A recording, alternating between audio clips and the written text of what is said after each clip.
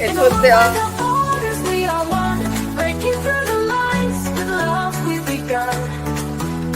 Every voice, every story, we share the light. Together we rise into the night. While we're not borders, hearts open wide. We're stronger together on this ride.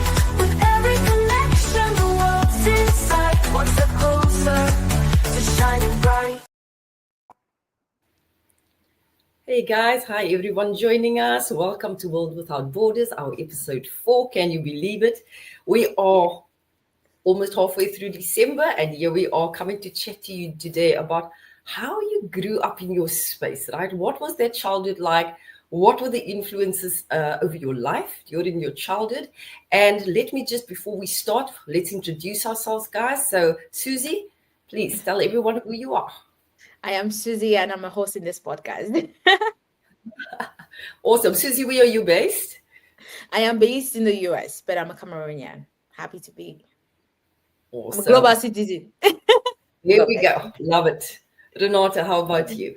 Yeah, my name is Renata. I'm also a host in this podcast, and I am originally from Brazil, but I live in Portland, Oregon, in the US. Awesome. Thank you. And then I'm Megan. I'm based in Cape Town, South Africa, and I'm a global citizen. All in my head right now, guys, but we'll get there. We'll start adding country names at the end of the names pretty soon. But we're glad to have you with us. And I'm going to just jump in with a quick question. So, guys, give us like a 1 to 2 minute idea of how your day, your growing up time was. What out of your childhood do you remember? The happiest memories, what really sits with you all the time up to today? So Suzy, let's start with you. Oh, I wasn't expecting to start with me, but I think what I loved of my childhood is family and celebrations. I loved every time we had holiday celebration where all the family comes together. We give ourselves gifts, like everybody buys everybody gifts and we share it during Christmas and things like so. That those things are always in my head. And also we're very free kids. We're kids that were allowed to go out, not go out, but just go to school by yourself and make some decisions by yourself, which was very lovely. So I think my childhood was amazing. I played a lot. I made a lot of noise. I loved it. That's awesome. As a child. Yes, amazing. Yeah. Can you imagine her energy? So if she's like that as an adult? Absolutely. It's like a direct translation from then to now. I'm telling you. Yeah. I love it. Renata, how about you? What was happening when you were growing up? Wow, I think, well, for sure, my best days was at the beach with family and friends. This is my most beautiful memories I have.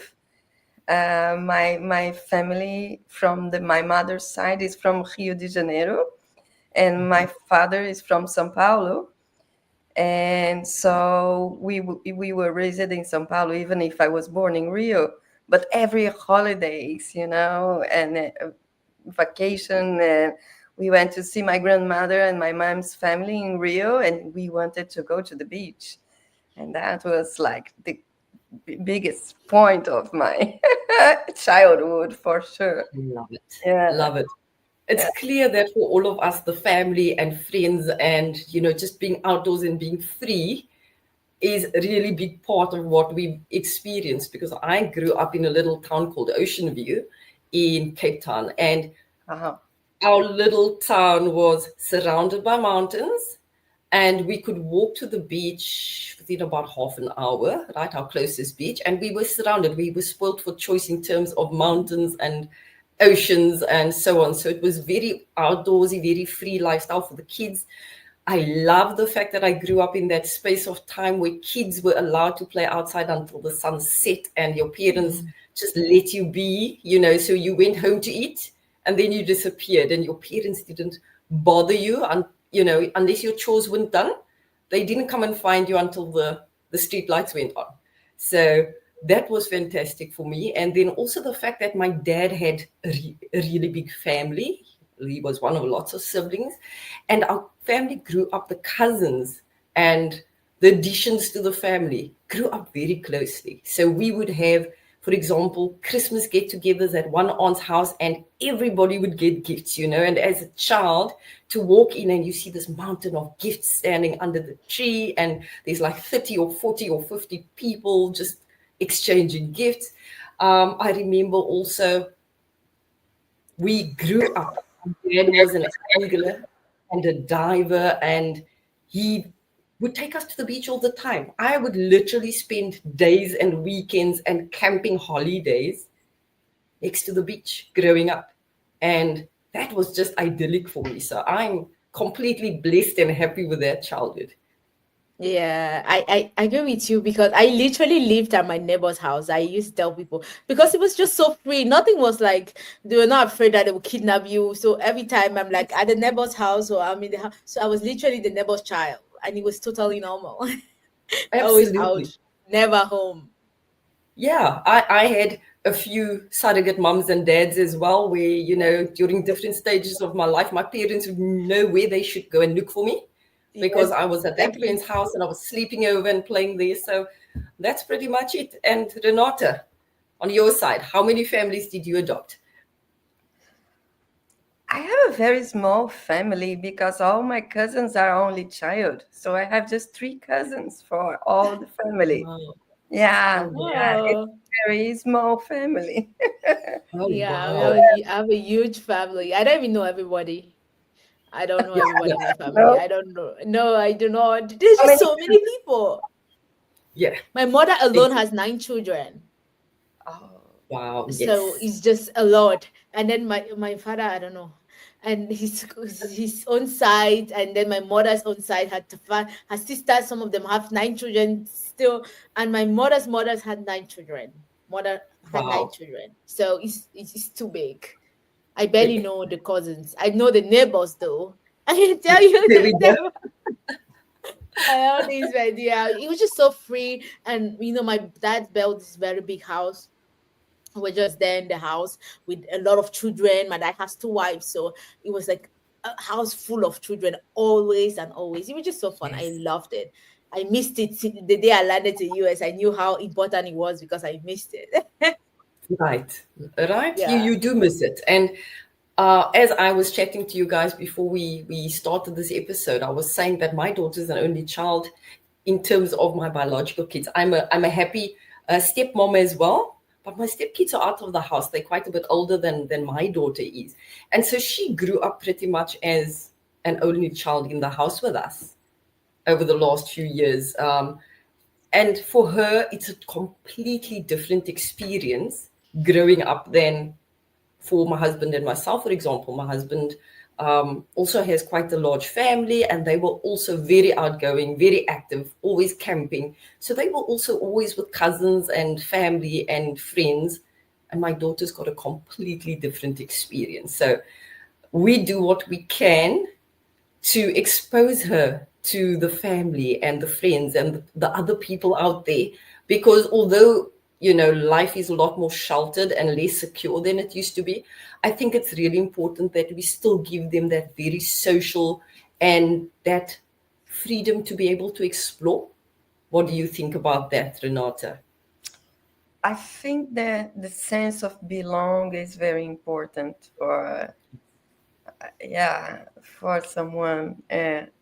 The experience I just have one brother and one sister. It's a small family, but we always have friends around. And but I miss community here in the US for sure. And the way I saw the connection and community in Africa is something that I never saw before. So it's amazing. I love it. I love it. Yeah. Yes. And Susie, I mean, I remember I grew up, like I said, in that period of time where everybody knew everybody, everybody was Hmm. your parent in the little town that we grew up in, and so on. And I remember when I said, or was I was told to walk to the shop perhaps to go and buy bread, right? I would go to about 6 different aunts or uncles' houses along the way. and go and check with them if they needed anything from the shop. So instead of just walking from home to the shop, getting the bread and coming back, it was a matter of me going on this long walkabout through my little town, going to all my aunts that perhaps won't be able to get to the shop and just checking if they need anything on my way. And that's the way we grew up. So it was never a thing about us being isolated and just doing something for your household or for yourself, right? If you were into something, you always were dragging a cousin or a friend or a group of friends along with you. And I don't ever remember being without a group of friends or cousins. And that was the way I grew up. So I want to find out from you, Suzy, what do you see from your childhood that you've pulled into the now, right? And when you think of your future as potentially a mother one day, what do you think you'll pull into that space with you from your past? I think definitely, I think the community version. I really want my future children to have that community, have that youth family, because I had it and I loved it. Yes. The one I knew when I was home is you're not afraid of anything, and even now I carry it now. I'm not afraid of any. I can knock at anybody's door because I was used to it. Like when I was Right. young, I was used to. I go to my neighbor when I need salt. I go to my neighbor for everything. My neighbor is my mother. Like literally, my Yes. mother is not there. That's my mother, and I want my child to have the same mindset of being free. I know that the world is becoming more complicated nowadays, but I want him to Yes. have that him or her to have that Yes. security in, like, okay, mommy loves me, but other people do love me too, genuinely, and it happens. Right. That's amazing. And Renata, I know that you mentioned previously that you were not planning for children and don't plan for children. But what from your past and the community aspect that you mentioned earlier, being able to, just spend that free time on the beach and so on when you were with your friends and family, what part of that do you also want to bring into your now a little bit more?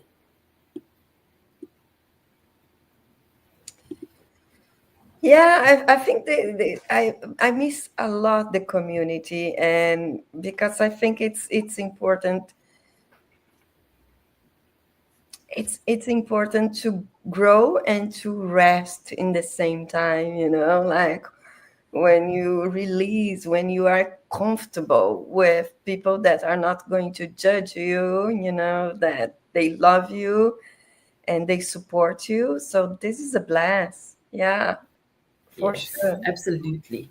And I think, Renata, just to highlight something there, the fact that you missing that community, is there some space around you that you can perhaps become a part of maybe an expats community or something like that? Or I know you've joined yoga and you've really been focusing on your yoga space of the last while. How has that um, gotten you to the point of a better community supporting you?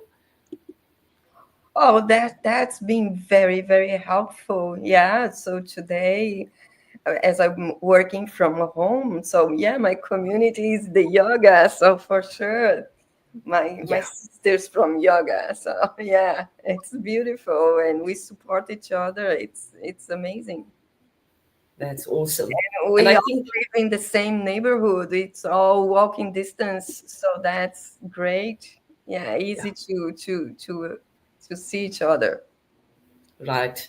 That's awesome. And I think we all agree, all of us network, we operate in some of the same spaces when we collaborate and so on.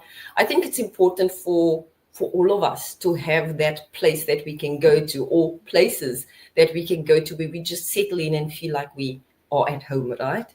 Um, I had the amazing experience yesterday. So I've got some friends, and we've been walking a long journey, some of them since primary school.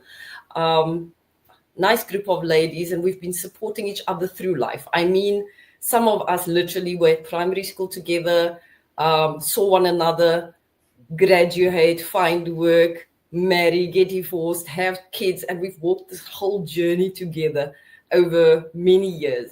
And yesterday we met up for the first time in probably 2 years now. It's been a real challenge getting together, but it was like we were never apart. We just jumped into the space together yesterday, and the talking never stopped, the laughing never stopped, the sharing never stopped.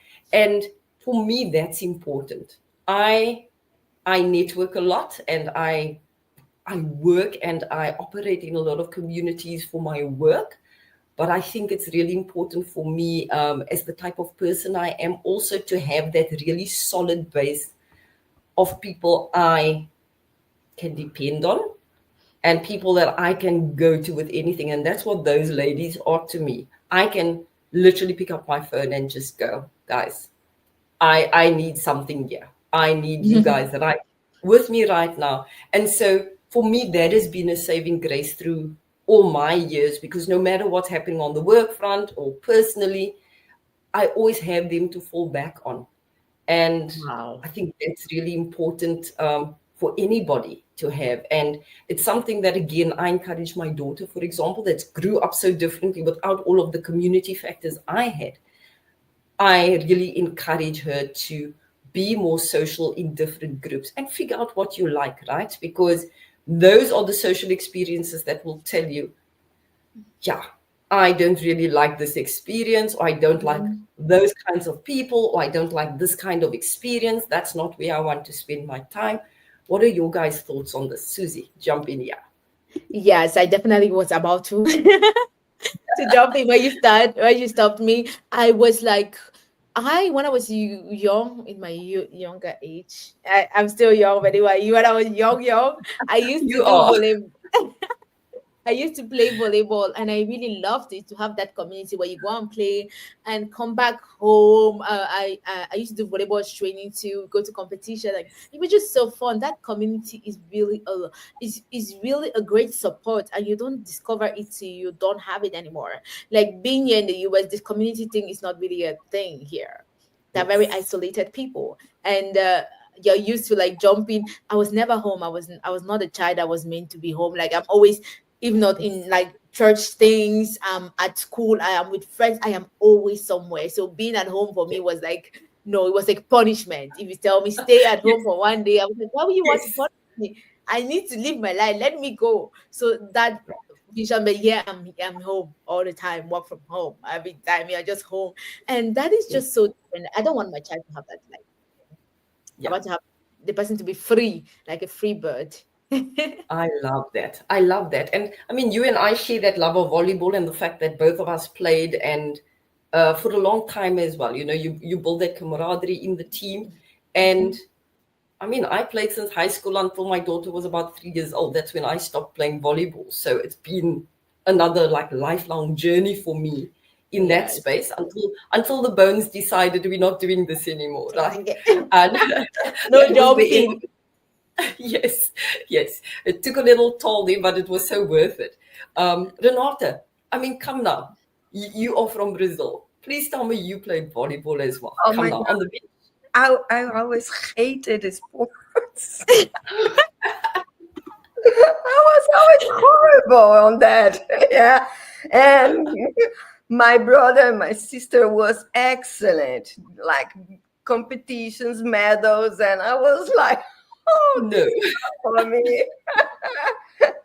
So today I do yoga. That's the maximum. there we go. We're so glad I you found your space. I love Yes. to ride a bike and go to the swimming pool, do other activities, but competitions and training, and no, that was not for me. Oh my goodness. I think it also depends on what's around you at the time that's busy shaping you, because the little community that I grew up in, for us it was heaven. It was idyllic growing up in that space. But literally, if I look back at it today, I often say to people, there were options. It was sport, it was academia, it was gangsterism and drugs. And then for some reason, there's a lot of creativity in that town. And I think it's because we just had that freedom, but we also just had so much to plug into in terms of other people around us all the time. The community vibe was very strong. And so there's a lot of creativity in that space. So a lot of the people that come out of that space were pursuing some kind of creative goal or outlet. So it's either music, DJing, ballet, storytelling, writing, all of those things just come out of this little town that nobody knew of at some point, except when they were speaking about gangsterism at some point. And when I look back at it now, I really proudly say that I'm from Ocean View, because the people and the ideas and the creativity that comes out of that space, I think that's a testament to the way the community has been building over all of these years. And yes, things are very different now because, life has just changed completely.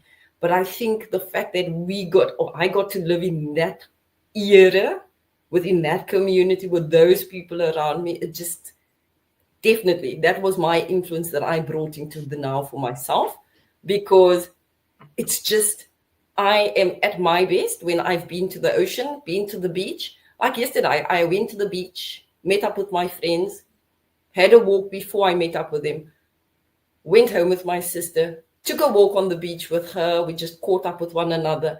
Halfway home, stopped off at the other beach, spent 15 minutes there just like relaxing I'm again so on my jealous. own. It's the best way I can spend my time when I need to recalibrate, right? And then I'm so I came jealous. I home. love the water. I love it too. And it's the best way for me to actually just be, right? So when I need to reset myself and find the balance, that's what I do.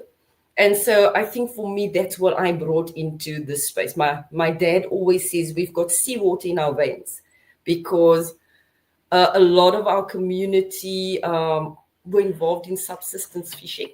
And we grew up swimming in the ocean, lots of people diving and angling and boating. And, well, when I say boating, I mean subsistence fishing rather than luxury boating. But that's what we grew up doing. I would go out on boats and catch fish and catch crayfish and all of those things with uncles and friends. And that was just the ideal life for us. So that experience is definitely something that I treasure all the way through. Okay. Yes. And then I want to ask Renata, yeah. So Renata, if there was something you would have changed about your childhood and just the experiences that you had, what would you have added to it? I don't want you to take anything away. I want you to add. What would have added that extra sprinkle of something to your growing up years? I think more music and arts, because yeah, I think I don't play any kind of instruments, nothing like. Yes. So I think that would be nice if I could add some instruments, music in my life. Yeah. But I have a very different childhood from you. I was raised in São Paulo, in a big city, inside big, tall buildings, just concrete. Like, I wish I had more trees around, more freedom. So when we talk about neighbors, it was in the same building. We didn't go Yes. to the streets by ourselves. It was very protected Yes. childhood. Yeah. Right. I hear you. I hear you. But I'm going to challenge you on that music thing, because I completely agree with you. That's the one thing that I find myself wanting to, I don't want to say regret, but that I wish that I had gotten into a lot sooner. I've always loved music. I sleep with music. I listen to music all the time. I'm nuts over music, but I've never ever learned to play an instrument, and I don't know if you guys remember the recorder that some schools used to put all their poor kids through. That was the extent of my musical instrumentation learning. And so, Renata, I will learn to play the drums, and I'm going to challenge you to find an instrument, and we shall do this. Perfect. Yes, Yes. guys, go with the challenge. I'm out of it. I can play spot fit. No, I can play piano and guitar, but I'm very basic. Like just the notes I need to sing. That's it. I don't want to learn Wow. more. I don't Oh, know that's how to read the notes. I don't know anything. well, I don't either a lot, and that's where the challenge comes in. You and I are going to have to figure this one out together. But I'm all Yes. for it because that is the one thing I have on my bucket list is to learn to play the drums. I can just see this happening. Yeah, it would definitely happen. You know, you just have to visualize it and it comes to pass like magic. Woo. Yes, yes, But yes. but That's the good point about didn't like the sports, it was because I learned four languages. When I was 16, I already speak four languages because my brother and my sister were always busy, and my mom was like, "What do I do with you?" Like, okay, I'm going to learn French. I'm going to learn Spanish. She said, yeah, you have to do something because your sister and your brother are busy. yeah. I'll tell you, Always definitely. worried, like, what I'm going to do. But So but definitely Renata, a good thing. yeah, it was a great thing because if you think of you getting to the point where you worked with Doctors Without Borders and some of the projects that you're involved with now, Yeah. how valuable was that in your space? No, Or it how was valuable like isn't it in I your was space being today? prepared, and I didn't know. And I was so lucky because that's an amazing time to learn languages, which when Yes. you don't have a lot of things to be worried about. You're a Yeah, teenager. It's so fresh, so it's easy to learn. And then it was, yeah, exactly. And I have an international career in the end, and so it was great. Yeah. exactly. So, all of those little bits and pieces that made up our respective childhoods, I mean, I'm sure that we can pull the thread from the past into the now and go, that's how that translated into me, where I am today, and how I am today, right? What do you think? Wow, absolutely. Yeah. Yeah. Definitely. Yeah. And I think that's been an interesting journey for me over the last couple of years. I do a lot of introspection, a lot of self-development work. And for me, that's been the interesting thing is just seeing how things have linked up. I'm one of those people that I thought I knew what I wanted to do when I was close to getting done with high school and so on. And I wanted to do that. And then I wanted to do that. And I ended up in a completely different space. In fact, I was told with every aptitude test and every test that I was doing through my working career, I was told that I will never be an entrepreneur and that business is not my field of expertise. And it's the only place I want to be.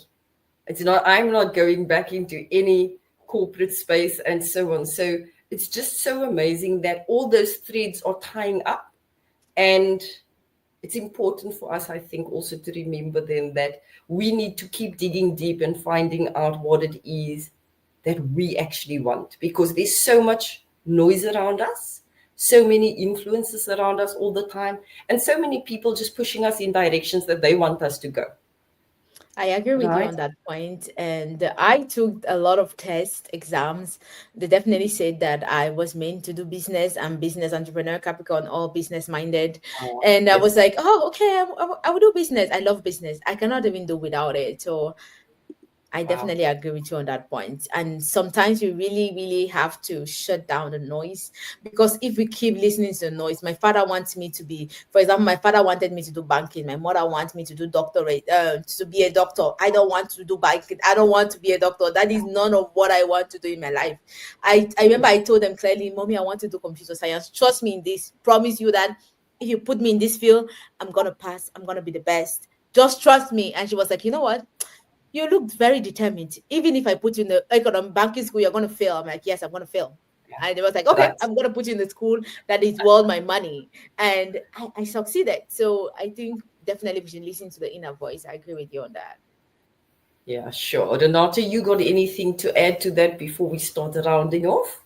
Yeah, when I was a kid, I wanted to be an astronaut and see the Earth very far from, my eyes. Awesome. And today I understand this desire that was not to be an astronaut, but see the planet as one piece, like, and today I work with planetary health. So I'm living my dream and I'm so happy because planetary health, when I was a kid, that we didn't have these words. So it's something new. So I was dreaming about a future profession that it didn't have in that time. So yeah, I'm happy. So Oh, and I'm that's connected amazing. with this child that was dreaming that time. Amazing. Love that.